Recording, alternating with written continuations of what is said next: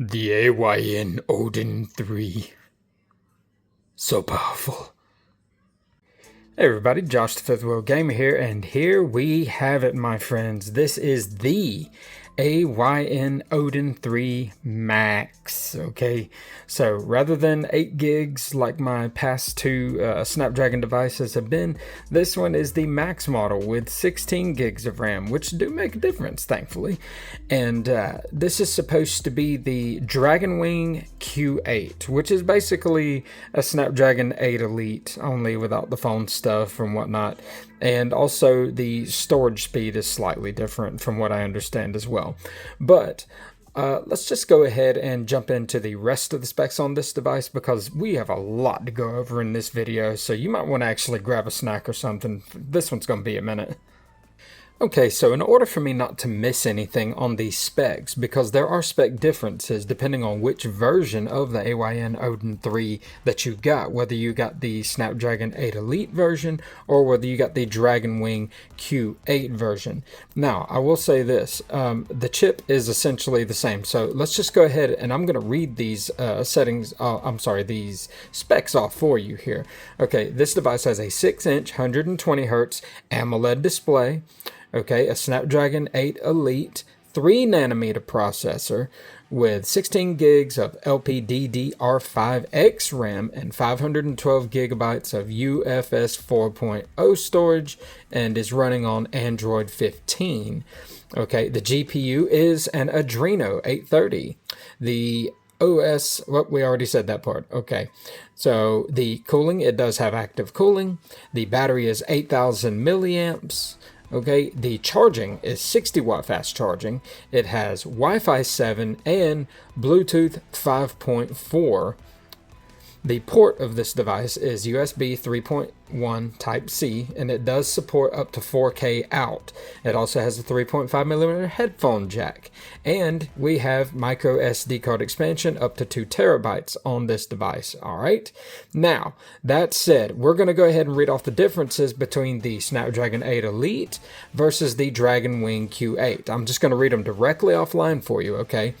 The Snapdragon 8 Elite includes an integrated x80 5G modem for smartphone and cellular networks. The Dragon Wing Q8 strips this out, which doesn't affect the Odin 3 since it is a Wi-Fi only gaming device. There is no camera processing, so the Dragon Wing variant removes the complex image signal processing hardware required for high-end phone cameras. The thermal efficiency, now this is something that actually benefits the Dragon Wing Q8 model, is because the unnecessary cellular and camera components are physically removed or deactivated. The Dragon Wing Q8 actually runs slightly cooler and draws less power than a phone chip under the same load. Now, the things that stay the same. The CPU and GPU are the same. Kryon cores clocked at identical speeds. The same Adreno 830 graphics processing unit. Okay, the emulation power, the frame rates, the game compatibility, all those things are identical. Now, here's where there is a difference, okay? The newer AYN Odin 3s that came out, because of the severe component shortages and rising costs, AYN officially downgraded newer batches of the Odin 3 Max from UFS 4.0 to UFS 3.1 storage. Okay, and that is not a huge difference in my book, but to some tech geeks out there, it probably may be. I don't know personally, because even though I reviewed these devices, that's what I do. I review, and I'm your average emulation junkie, but I'm by no means as involved as someone like, say, Tech Dweeb or Russ from Retro Gamecore, even though I am trying to get there. And with some help and with your support, hopefully one day I will be there one day. Woohoo! Now, let's jump into an actual hardware rundown on this device, because it's definitely worth noting a few things about it. And I did go over some of this in my initial first impressions video, and I just removed the TPU shell that I had for this here. Just adds a little bit extra to it, that's all. But the joysticks that this thing came with are much higher than the AYN Odin 2 was, as well as higher than the Odin 2 Portal. And these are basically full-size joysticks, and these are call sticks. Same thing with your triggers. You got your Hall triggers up here, where they have a very nice range of motion. Okay, and your L1 and your R1 are, just slightly clicky, but they're not that bad. Okay, your D-pad on this device, your typical Vita style D-pad. Okay, you have your back button, your home button, your select button, your start button, and some very nice, very good quiet face buttons compared to buttons. You hear that, guys? Buttons.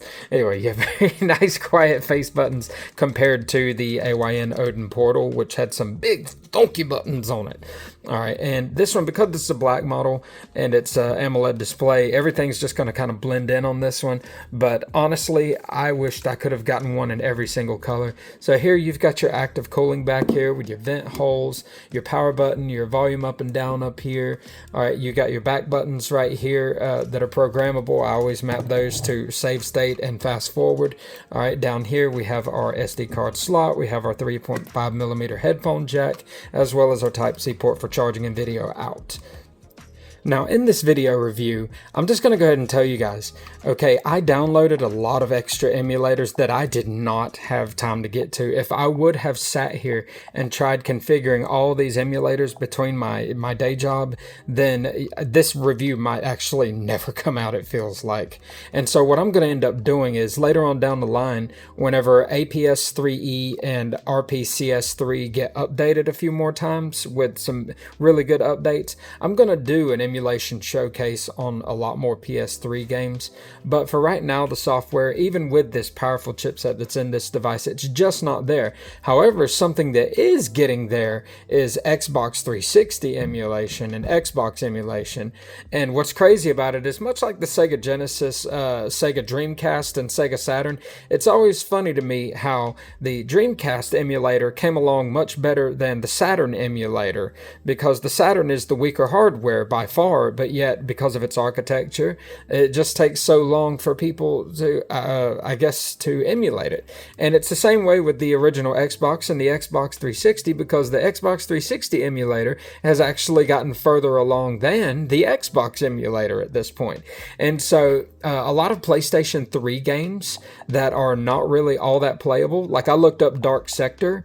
Okay, Dark Sector runs like crap on RPCS3 and APS-3E. However, when you go into Xbox 360 emulation, you can actually run Dark Sector at a full 30 frames a second. And so, and another thing is with PC emulation, if there's a PC version of it, just run it in GameHub or WinLater or WinNative or Game Native or whichever PC native that you want to run it in, okay? Because why do you want to sit there and try with emulators that are only halfway cooked right now? Give the developers time to cook, and we can have a lot of fun with this stuff. But for right now, we're just going to do a basic emulation showcase. But before we jump into that, let's jump into a sound test. Okay, for our sound test, we're going to use X-Men Children of the Atom for the PlayStation 1. And this is with it pumped all the way up to 1080p on these visuals too. You see how beautiful this looks, right? Alright, so let's turn it up here. Optic blast. Optic blast. So you hear that sound. That is bumping. No complaints whatsoever about these speakers right here, man. These things can really, really bang, okay? And not only that, but now while we're here, since we're got a fighting game out that's a pretty good fighting game, I would say, let's go ahead and test our D-pad. And so if you can see here, I'm doing my Dragon Punch motion, and Wolverine is doing his best Ryu from Street Fighter impersonation. Of course, obviously, I don't think that Ryu has the same anger management problems that Wolverine has. But anyone who's ever read the comics, you can back me up on this. Okay, everybody. So I figured today I'd have some fun with size comparisons and use nothing but Snapdragon devices. And so here we have our AYN Odin 3 Max right next to our Mangmi Air X. And you can see that the size is not too terribly different. The thickness on the AYN Odin 3 is definitely a little bit thicker though. Here it is next to the always beautiful Retroid Pocket 5 with the Snapdragon 865.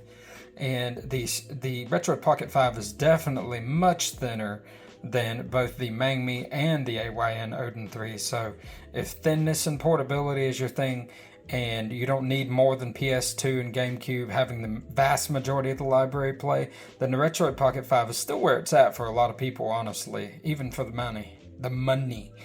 Here's our AYN Odin 3 next to the Retroid Pocket 6 with its Snapdragon 8 Gen 2 processor in it. So the Retroid Pocket 6, while being a smaller, more compact device, actually gets the vast majority of what the AYN Odin 3 does done, with the exception of the higher end PC emulation. But Nintendo Switch is going to be pretty neck and neck between the two of these devices. Here's our AYN Odin 3 with the AYN Odin 2 portal beneath it. And so if you needed a larger display and maybe slightly more widened grips for your hands, if you got some great big meat hooks, then the AYN Odin 2 portal may still be enough for you if you want the same performance as the Retroid Pocket 6, because the portal has the Snapdragon 8 Gen 2, which is about 30 to 45% less powerful than, actually no, it's actually way less than that. The G3 Gen 3 is 30 to 45% less. Here's the AYN Odin 3 next to the AYN Pocket S Mini with its Snapdragon G3X Gen 2, which is an equivalent to the Snapdragon 8 Gen 2 found in the Odin 2 and the Retroid Pocket 6. Okay, so if you're looking for a teeny tiny little powerhouse and you don't have a Retroid Pocket Nova, or for some reason you're crazy and you're a freak and you're weird and you don't like the look of the Retroid Pocket Nova and you just want that classy look that just looks like, oh my goodness, it looks so premium and it's amazing, then the AYN Pocket S Mini might be the one for you. And the last Snapdragon device that I currently own, this also has the Snapdragon, this one has the Snapdragon 8 G3 Gen 3. This is the one that is 30 to 45% less powerful than the AYN Odin 3 right here with its Snapdragon 8X Elite, or as they call it now, the Dragon Wing Q8. And so the difference is, as you can see, look at the size of the joysticks on this AYN Conquer Pocket Fit versus the the massive stock joysticks of the AYN Odin 3. Even with the bigger joysticks that AYN sent with this, they're still nowhere near as big as these.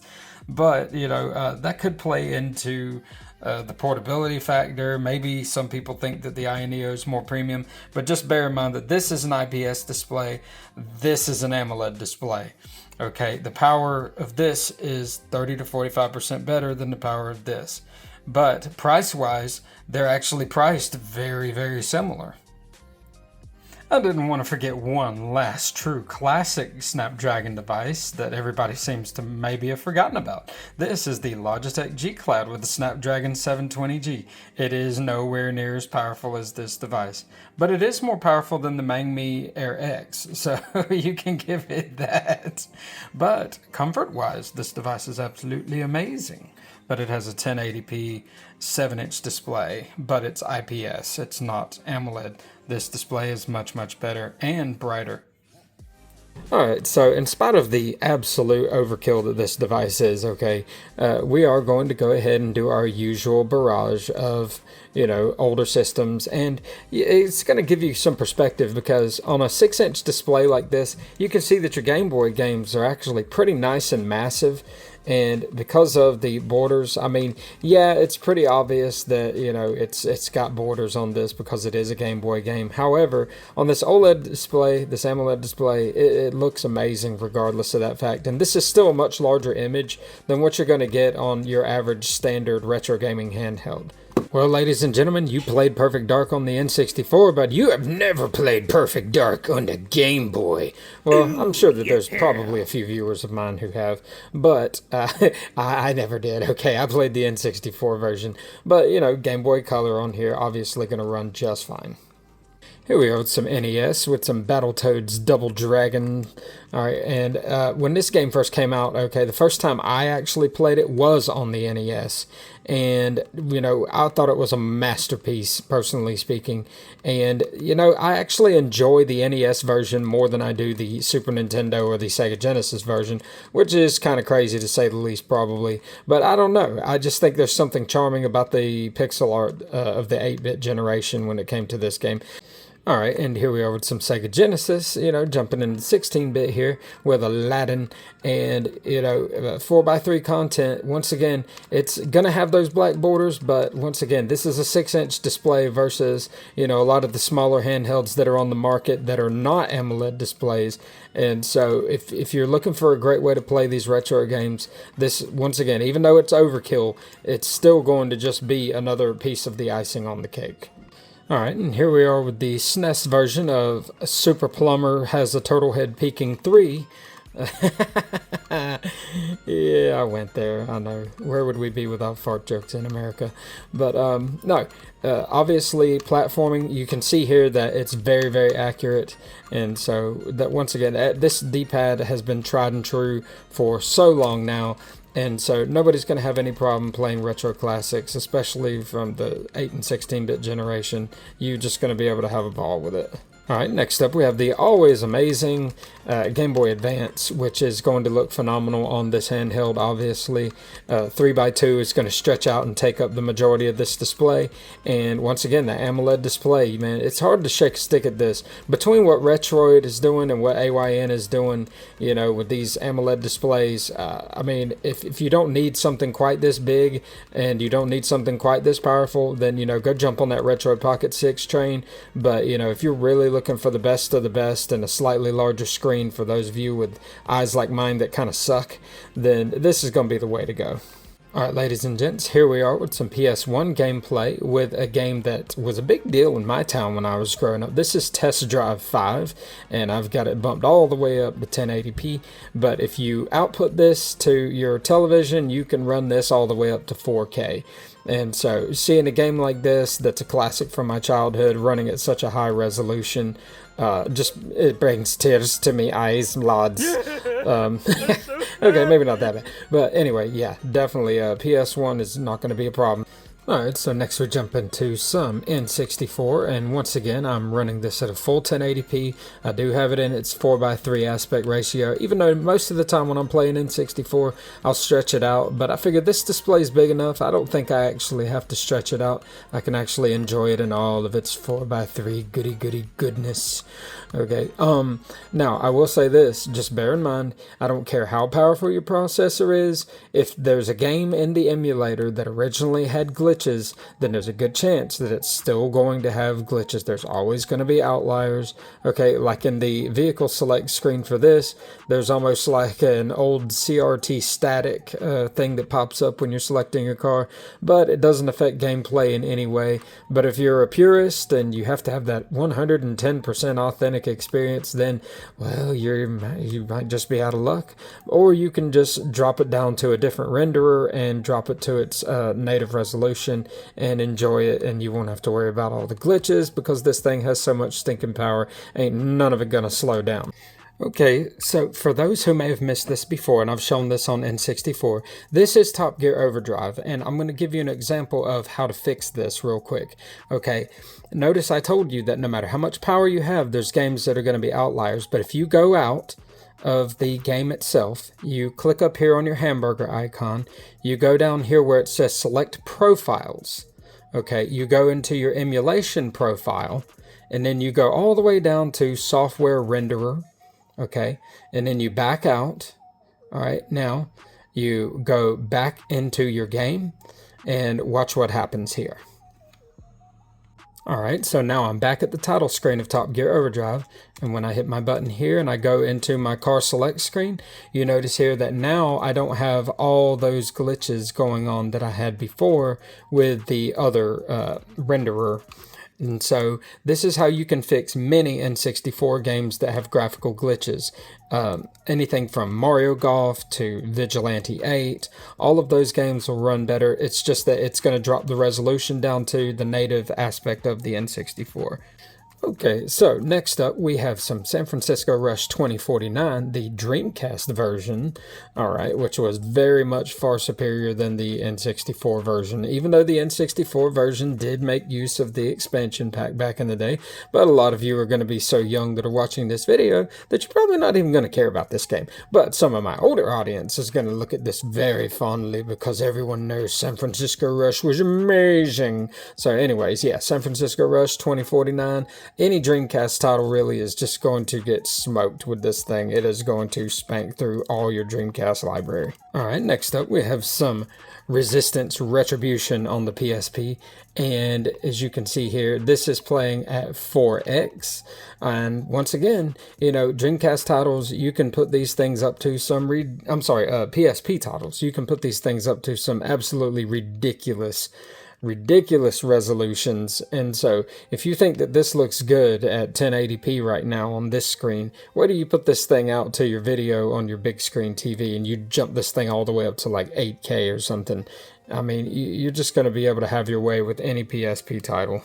Alright, so next up we have some Gamecube, and once again, you're going to be able to max this out. Right now, I actually have this set to an amazing 3x for Gamecube, and so if you're looking for something splendid to play Gamecube on, then you are absolutely in for a treat here, folks, because, you know, Gamecube was mastered pretty much on the Snapdragon 8 Gen 2, whenever you had them testing out F-Zero GX and games like that at a full 1080p with the Snapdragon 8 Gen 2. But now you can pretty much do away with any hiccups on GameCube when it comes down to it. And so if GameCube is your cup of tea, then you're going to really enjoy it on your Odin 3. 'Twas a funny comedian who once said, "Wee!" is what you say when you're having fun with other people. So here we are with some Plumbers Say Wee, and once again we are maxed out at a 3x resolution. And so if Wii is your cup of tea, once again, you are going to be spoiled for choice, because the AYN Odin 3 has all the power you need to pretty much play any Wii game that is compatible with the Dolphin emulator. So here we are with some PlayStation 2 emulation with Gran Turismo 3, which was probably my favorite racing game of all time growing up. Probably still is my favorite racing game of all time, just because it was what I grew up playing with my father. And so he and I sunk countless hours into this game, and we were amazed at the graphics back then. And so now, seeing the graphics beefed all the way up to 1080p on this game, okay, what are you going to say? I mean, other than just wow, right?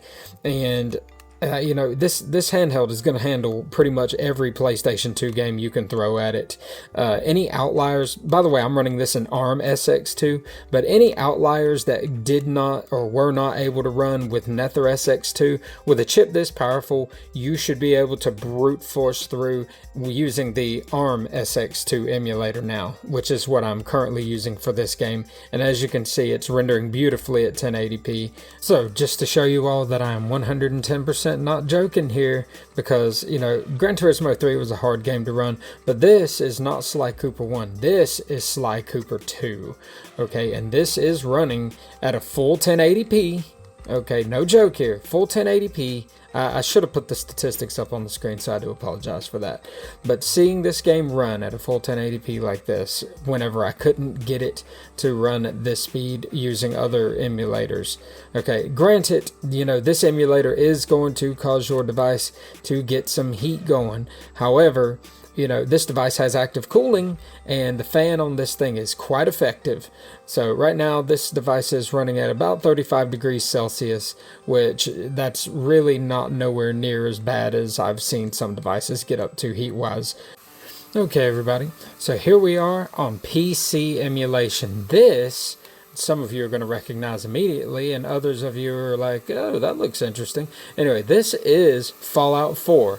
Okay, not Fallout 3, not Fallout New Vegas. You can emulate those games easily on devices that are Snapdragon 8 Gen 2, and you can actually run those two games on the Retroid Pocket 5 as well, believe it or not. Okay, but here we are. This is a much more demanding game, okay, and a much larger game file-wise as well, okay. Fallout 4 is a huge game compared to Fallout 3. And so if you are looking for a good PC gaming experience, this is not going to replace your Steam Deck if you're like really into PC gaming, okay? Because you probably know a lot more about, you know, the settings that you need on a Steam Deck, and I will go ahead and tell you that much more of the library is going to be playable on the Steam Deck. However, it is amazing that there are some games that are running better here on this ARM device than running on a Steam Deck. And not only that, but the Steam Deck is at 800p. Whether you get the original LCD model or whether you get the OLED model, it's still 800p. This device is 1080p. This device, there are some PC games that will run up to 120 hertz on this device. And so you can take advantage of being able to up the frame rate dramatically on this device. One last note about this device that we absolutely do not want to forget this time around is Artemis and Apollo. If game streaming is your thing, this thing has Wi-Fi 7 in it, okay? Bluetooth 5.4, you cannot go wrong with this setup if game streaming is your thing, man. This is definitely one to get.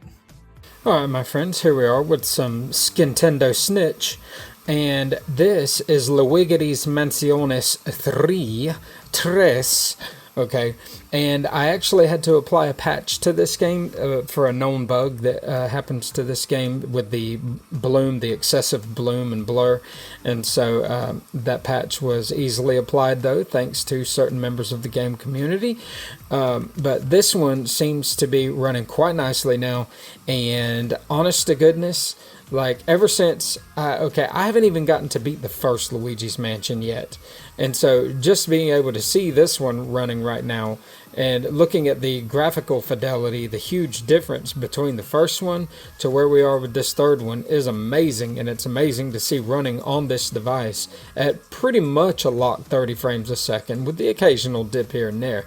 But once again, Nintendo Switch emulation is starting to reach its precipice, I guess you could say. It's starting to reach its, I would say, its final stages. Give it another 2 years and it'll probably be almost as perfect as PlayStation 2 or PSP. But, and then we have to work on getting PS3 emulation and Xbox up to speed. But for right now, you know, we are spoiled for choice. Like I said before, this is amazing. This device is amazing. Okay, so let's go ahead and back out of here.